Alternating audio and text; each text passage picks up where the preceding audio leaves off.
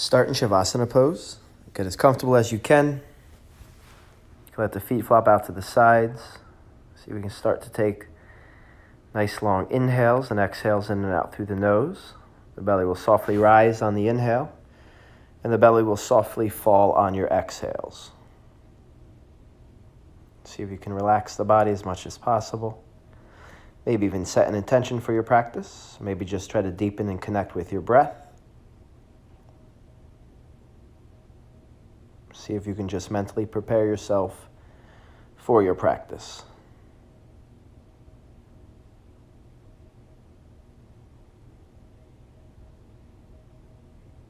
We'll see if we can take a really, really big inhale in through the nose. See if you can fill your lungs completely.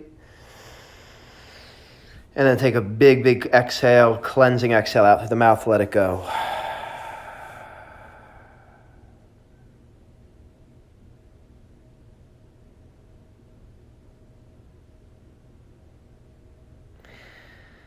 Left leg will stay straight and long. We'll bring the right leg up towards the ceiling. We'll begin single leg tic-tocs. So allow the right leg to drop to the left and drop to the right carefully, under control.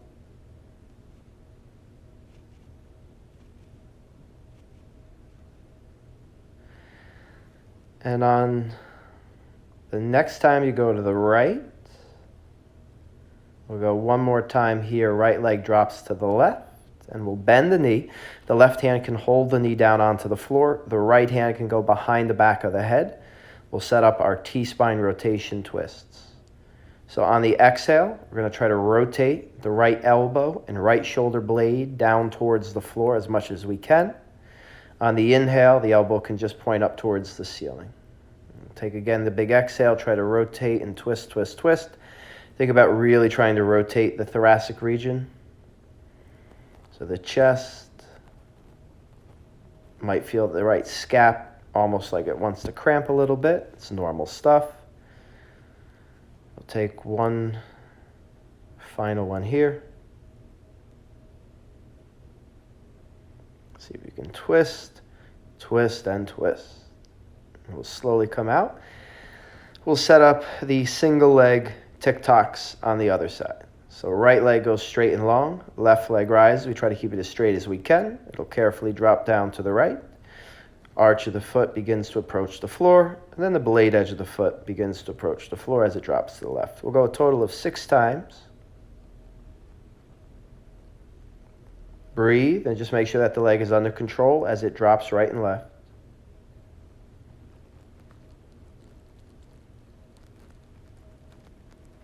And on your last one, as the left leg drops all the way down to the right, you can bend the knee.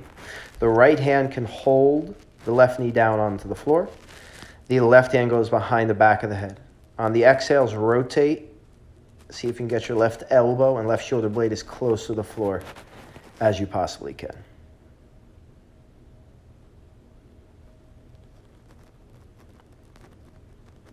We're holding the hips down in place. They cannot rotate. So we're getting the rotation from the thoracic region of the spine. Feel nice opening there in the chest. And again, the scap might even start to cramp up a little bit. Just see if you can twist, twist, hold the last one, twist. And we'll slowly release. Bring feet flat to the floor, knees point up towards the ceiling around the windshield wipers. We'll allow the knees to rock a little left, allow the knees to rock to the right. Just take a few back and forth. We're going to set up a hollow body position. So it's really important that we don't arch the lower back. Legs go straight up towards the ceiling, point the toes. Arms can reach up as well. Begin to lower both the legs and the arms at the same time. And you want to stop if at any point the lower back starts to arch. We got to have a tucked tailbone the whole time. The legs and feet will be hovering off of the floor as the arms begin to extend behind us. See if you can create as much tension in the lower body as you can by really, really squeezing the glutes. The quads, point the toes hard. Squeeze, squeeze, squeeze. Stomach is strong. And then take a break. We'll carefully release. Feet can come flat to the floor. Feet can be wide. We'll again windshield wiper the legs back and forth, left and right. And we'll see if we can set up a similar but different approach. Feet this time straight up towards the ceiling, point the toes, arms are by your side. Scissor the legs apart. So try to keep the legs as straight and strong as you can as you begin to bring them away from one another. You're going to then begin to crunch. So reach your hands through your legs. See if you can just reach. So your hands are reaching towards the wall in front of you as your toes are reaching towards the wall behind you. See if you can try to compress the upper and lower body as much as you can. Really, really try to reach, and reach. And then slowly release. Another round of windshield wipers to shake that off. You can grab the shins, tuck the knees into the chest, can begin to rock a little left, a little right, forward and back, massage the spine a little bit, and eventually we'll rock ourselves all the way up to seated, legs long. Arms reach over top of the head. We're trying to sit into an L shape here. Reach the fingertips up and try to touch the ceiling.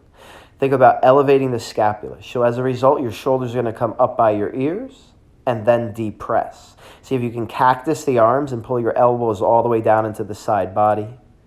Squeeze the shoulder blades together and then elevate. Reach up to the ceiling. Try to get your shoulders by your ears. And then cactus the arms and really squeeze your shoulder blades together. Create as much tension as you can as the back of the palms press to the wall behind you. One more time. Reach up. Try to reach even higher. Really, really elevate. Try to get the shoulders up by the ears. And then cactus the arms one more time. Squeeze the blades together. Palms press to the wall behind you. Squeeze, squeeze, squeeze. Without rounding the back at all, keep the cactus of the arms. Keep the squeezing of the shoulder blades. Begin to press your chest forward. Again, try not to round the lower back at all. We want to keep a arch in the back as much as we can. See if you can lean forward, and you're going to feel the lower back muscles really, really engaging to keep you tall and strong. Reach with the chest, and then Padahastasana, relax. You can extend the arms out, grab the palms of the feet. You can have the upper body melt down over top of the legs. Forward fold. Breathe.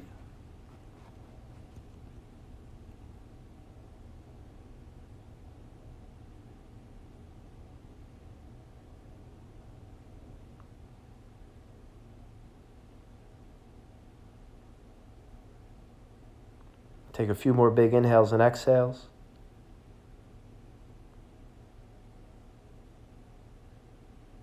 And then slowly release. You can take yourself to tabletop position any way you'd like, perhaps the way that I just demonstrated. Always like to bring that one into class, as you guys know. We'll try a round of wrist push-ups. So if you know them, go right into them. Otherwise, listen closely. We're going to try to place the palms down directly underneath the shoulders. Fingertips are slightly turned out. Space between the index finger and thumb points forward. We'll see if we can press up high so the base of the palm lifts.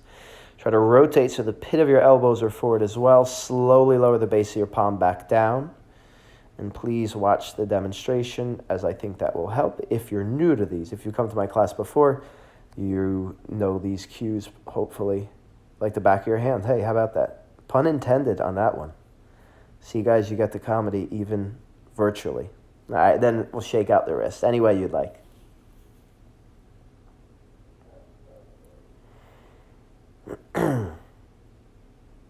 We'll now come to a forearm plank with a round of scap push-ups. We'll place the forearms flat to the mat. See if you can keep the hands and the elbows shoulder width distance apart and straight like railroad tracks. The chest is going to sink down towards the floor. As a result, the shoulder blades are going to come together. Press the floor away. Try to round the upper back for about 3 seconds. Blades come together as the chest sinks down. Then press the upper back towards the ceiling. Keep a strong core and tucked tailbone position here.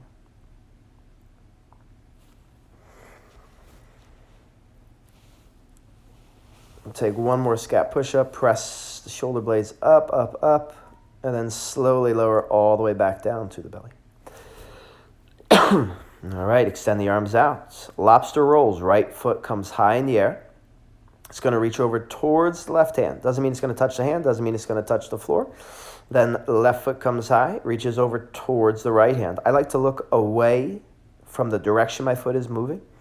And the hip and the chest can peel up as a result.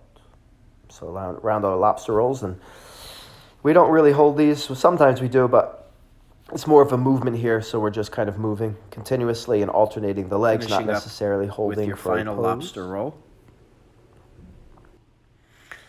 We'll now take skydiver position. So bend the knees, point the heels up towards the ceiling, bend the arms, elbows into the side body like cactus arms, and then try and lift everything up to the ceiling. So press the heels up to the ceiling.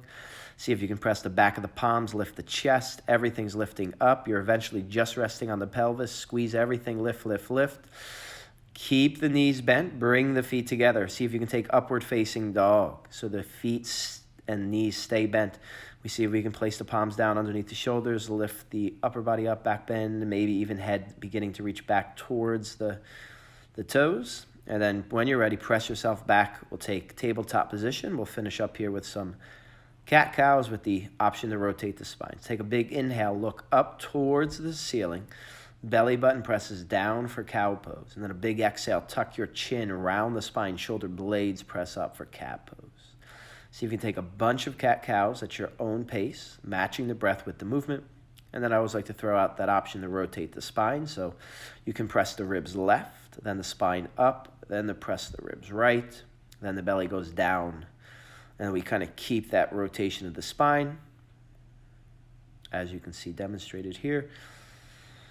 But again, just move freely, right? Move all the bones in the trunk, the pelvis, the hips, the shoulder blades, the spine, the rib cage. Try to get everything moving as much as possible.